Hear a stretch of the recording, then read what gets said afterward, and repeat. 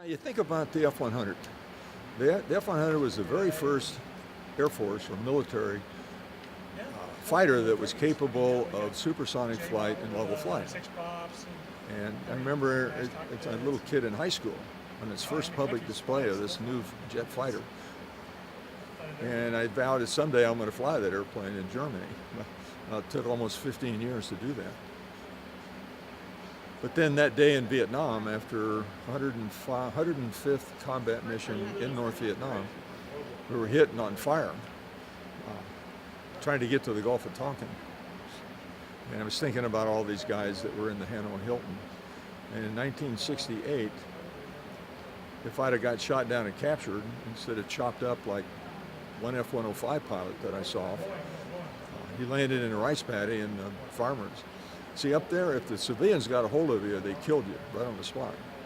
And the only guys that ended up as prisoners of war were the guys that got rescued by the militia or the military. But if the civilians, they were really upset. And who can blame them? You know, they're up there dropping bombs on their country. In 1967, when a young group of my fellow warriors, we went to Vietnam to kick some ass and get the damn thing over with and come home. And almost to the man, almost everybody faced the same dichotomy of what was going on. Why can't we do this? Why would we stop bombing? You know, why would we not? I mean, why can't we hit these targets? And it was just extremely frustration. But you kept thinking, well, I'm just a lonely lieutenant or a lonely captain, and I don't have the big picture. However, as it turned out, looking back on that whole thing many years later, those captains and lieutenants that went out and did the real high-risk stuff, they had the big picture. They knew exactly what was going on. And almost every one of them came home more upset at our government, our incompetent government, than they were the enemy we were sent to fight and kill.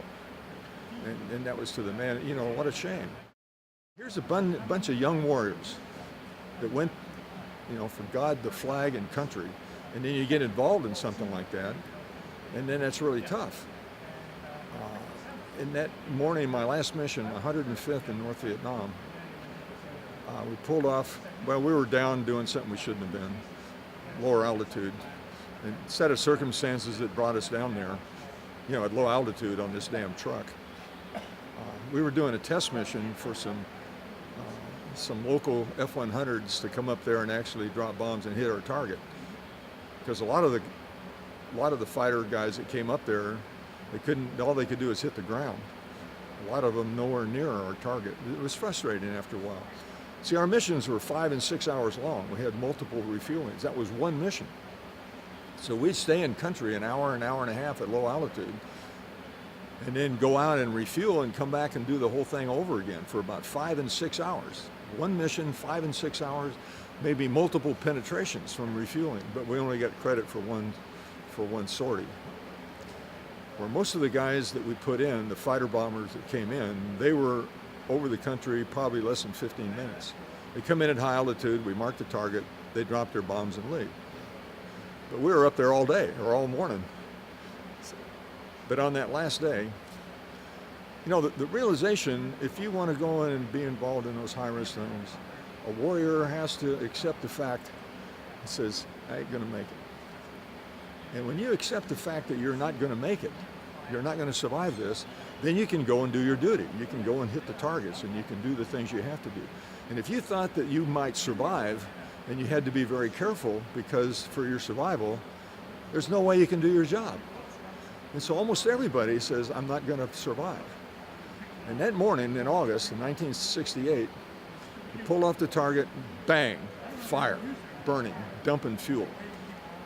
Looking around at all those farmers, just a week or so ago, I thought of that 105 pilot get decapitated, and trying to make it to the coast, and trying to decide whether we're going to relight the afterburner or not before the fuel dumped out. Because we were dumping fuel, we had no way to make it to the coast without lighting the afterburner. And then I kept thinking about that 105 pilot and looking down and seeing the farmers and stuff down there. And that was a real easy decision to make, to relight the afterburner. Well, it could blow up if you relight it. And so we all hunkered down and closed our eyes and lit the burner, and it didn't blow up. But now we're accelerating, boy. I'm supersonic when we hit the coast, out of fuel. Just barely made it. And then just a big parabolic glide up and over, out far enough that you could eject and float around in the Gulf of Tonkin. Now halfway out there, I'd done 2 Misty tours. And I double what I'd signed up for, because just of the excitement of it. And then halfway out there on fire, and I thought, now we have a chance to make it. And the realization came, it says, I ain't coming up here anymore. I may be able to make it. I make it home. And I made a vow to myself that if I get to the water and I eject and get rescued, my war is over. I'd done twice my duty. Nobody could ever complain that I copped out early. And there was a great feeling. I can go home and see my wife and my young daughter. Because all I got to do is go out there and eject and float around in the Gulf of Tonkin and get rescued. And then I'm going home. And the metamorphosis of that was phenomenal to me, that I'm going to make it. I had a premonition that I was going to be a prisoner of war the whole time. And I went down to Intel and I found out as much as I could about the prisoners and what they were going through. And it was a premonition. And so I was even training for food aversion, to go out and eat garbage, just to make sure that you don't starve to death because you don't like eating maggots or rats or something. The Misty facts, the Misty forward air controllers, there was no such thing as a front seat and a back seat guy, because every other mission we'd swap front seat, back seat. And each position had a specific duties. And because tomorrow you may be in the front seat and then you would be in the back seat. And this particular mission, it was not to be my last mission. It was my friend of mine, Chuck Shaheen. And he just finished the regular tour. And I says, it's his champagne flight. He says, hey, this is your last mission. Wow, how cool this is. Hey, Chuck, hey, why don't we go together? 2 hometown boys out of California, we'll go out and fly our last mission together. This is really cool. So I was just to ride along with him on his last mission. So usually on the last mission, the guys hang it out a lot more than what they should have. And of course, I was the recipient of that because I was just the guy in the back on Chuck's.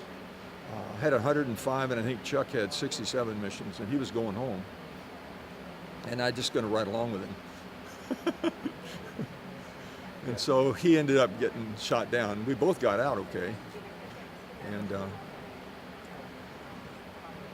we got picked up by 2 different Jolly Greens, and we flew back to Da Nang. And the fact that that this was my last mission, and I was done.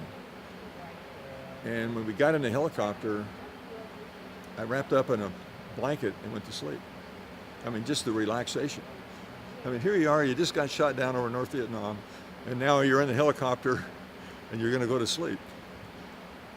And the reason I was going to sleep is because I'd made it. I'm going home.